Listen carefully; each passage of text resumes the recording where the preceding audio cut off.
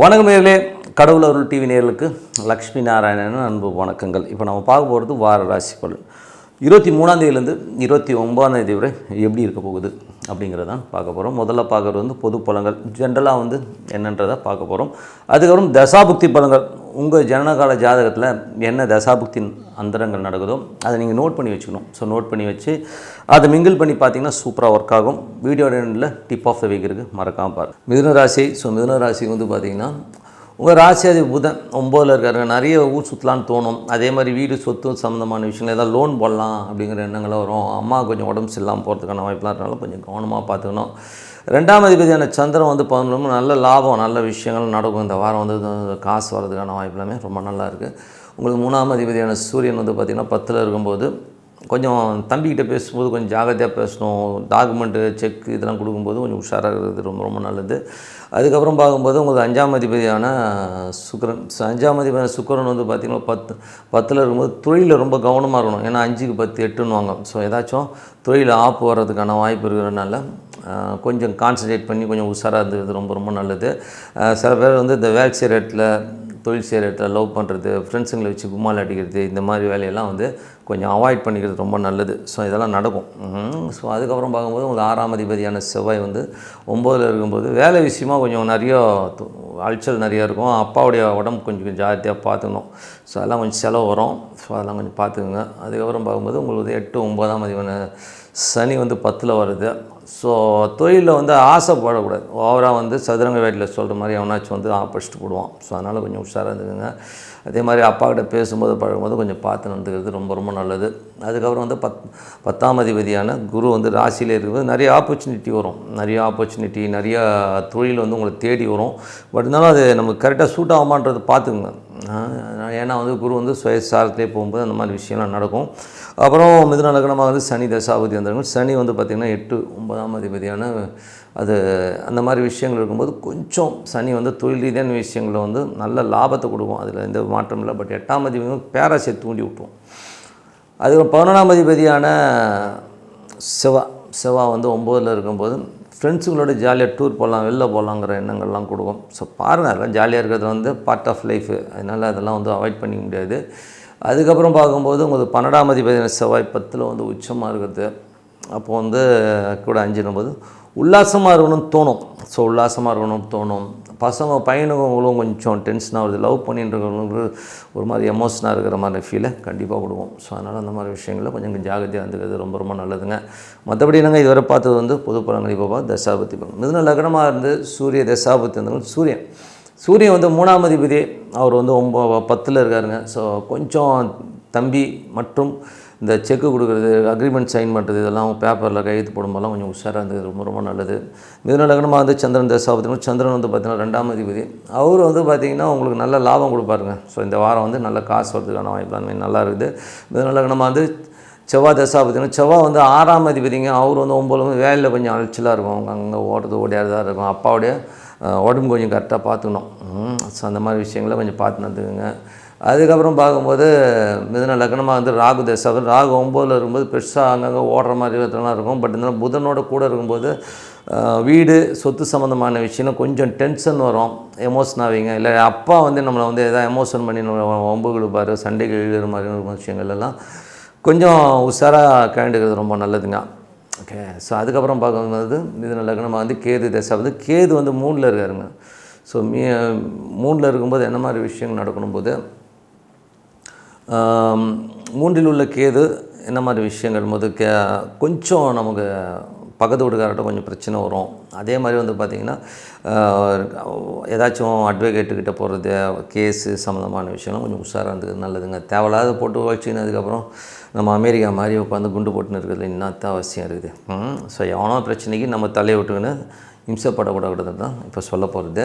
அதுக்கப்புறம் பார்க்கும்போது மிதுன லக்னமாக இருந்து சுக்கிர தசாபுத்தி அந்தரங்கள்.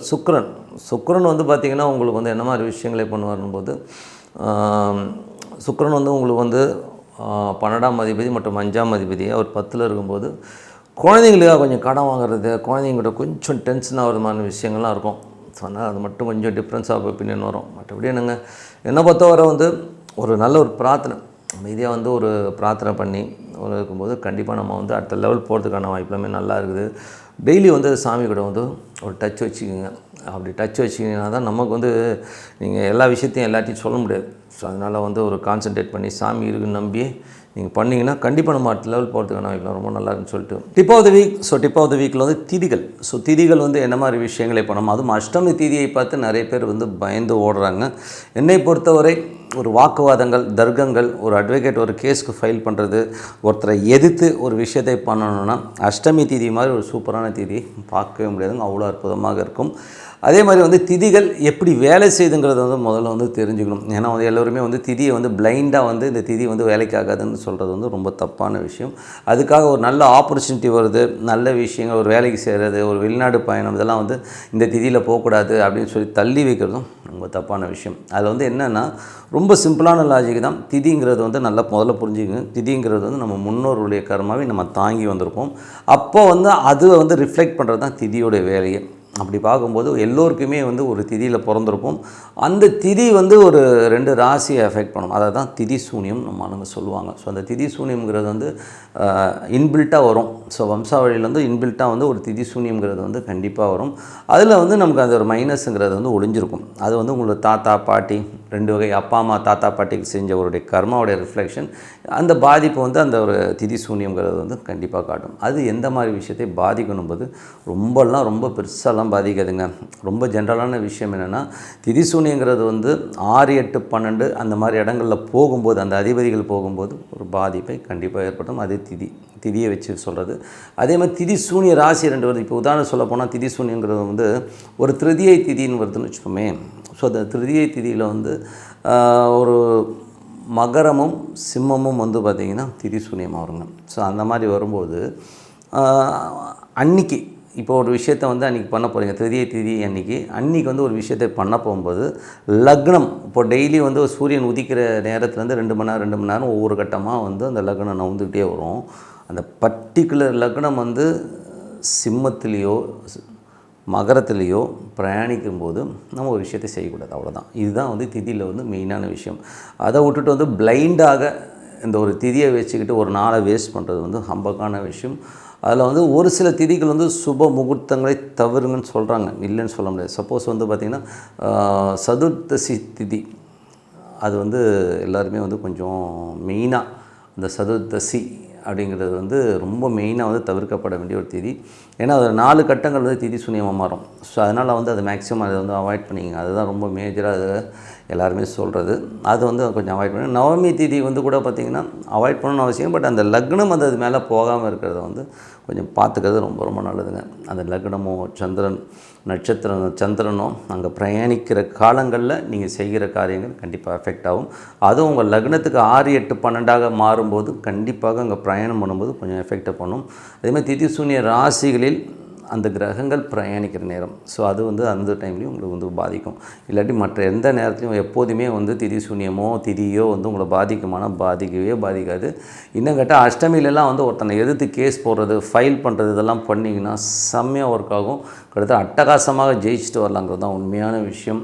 எதிரிகளை வெல்ல அஷ்டமி திதியை விட்டால் வேறு நல்ல திதியே கிடையாது. அவ்வளோ சூப்பராக ஒர்க் ஆகும்.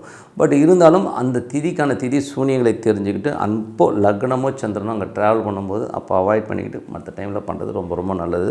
இதுதான் இதில் உள்ள சூட்சமே. அதனால் ஒரு பிளைண்டாக போயிட்டு ஒரு திதி அப்படியே வந்து கெடுதல் பண்ணுங்கிறத நம்புறது ரொம்ப தப்புங்க. ஸோ மற்றபடி என்னங்க, என்னை பொறுத்தவரை நல்ல ஒரு பிரார்த்தனை தான் வந்து என்றைக்குமே அவசியம். டெய்லி பிரார்த்தனை பண்ணும்போதே நம்மளுக்கு வந்து அந்த கிளாரிட்டி கிடைக்கும். ஸோ அதனால் சிறப்பான விஷயங்கள் நடக்க வாழ்த்துக்கள். ஸோ மற்றபடி என்னங்க, உங்களிடம் விடைபெறுவது உங்கள் லக்ஷ்மி நாராயணன். நன்றி, வணக்கம். கடவுள் அருள் டிவியை பார்த்தமைக்கு நன்றிகள். மேலும் இது போன்ற தகவல்களை தெரிந்து கொள்ள கடவுள் அருள் டிவியை சப்ஸ்கிரைப் செய்யுங்கள். மறக்காமல் பெல் ஐக்கானை கிளிக் செய்யுங்கள்.